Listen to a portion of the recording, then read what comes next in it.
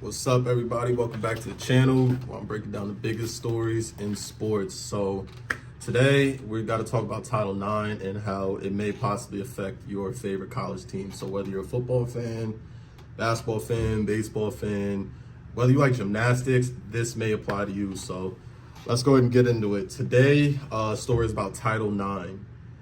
Title IX, just for you that don't know, it was passed back in 1972.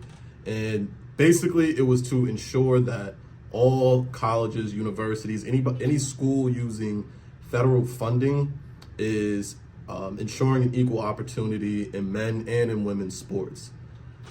In recent years, Title IX has been brought up a lot more in regards to whether men should be allowed to play in female sports and vice versa.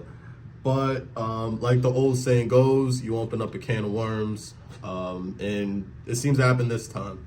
So now that all the legal experts, Congress, the Supreme Court, the House, all those people have now been looking into Title IX and breaking it down as much as they can over the past few years, they actually found that it might cause a little bit of a discrepancy with NIL.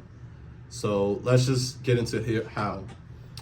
So for this upcoming spring, for 2025 and 2026 years, assuming that this settlement with the House versus the NCAA is settled on, and the case should basically talking about how schools will operate with the revenue sharing cap.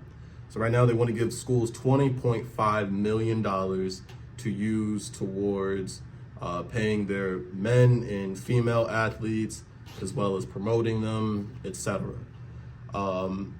However, it's been reported that a lot of these schools already plan to use $15 to $17 million to give to their male athletes, which now brings us to where everyone is looking at this Title IX and how it may violate NIL, because Title IX says that the money should be broken down 50-50.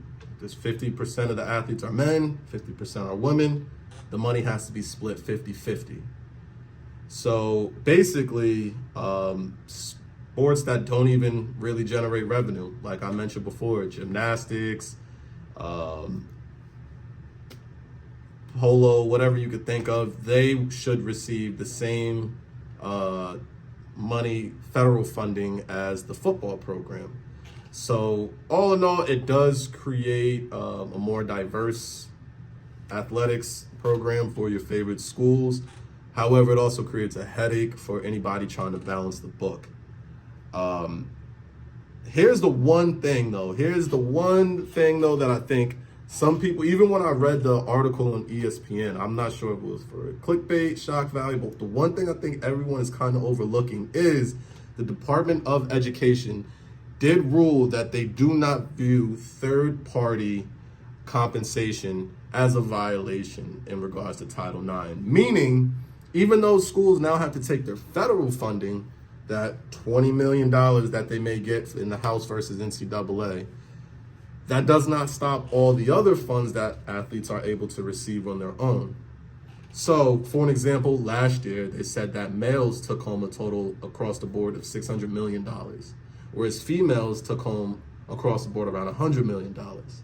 Now, let's say they broke it down and they made it where it's 50-50. That way, the players have the equal opportunity for advertisement, to get paid, coaches can play their players directly. If there's still third-party compensation, sponsors, however you want to word it, if they're still allowed to be in play, does this really change anything at all? I mean, it sounds good, but does it actually change anything? It sounds to me like the powerhouses can still be the powerhouses, because now all you're doing is putting the responsibility where it already lied on the boosters.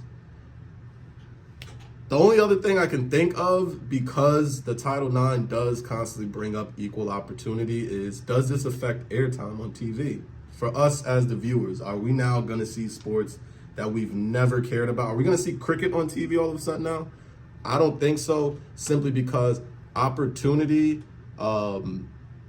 really can just be boiled down to, hey, we offered it, but these other networks are still private companies. They don't have to buy that product. So I still think if football and basketball and baseball, whatever, is what's putting butts in seats, that's what we're going to get.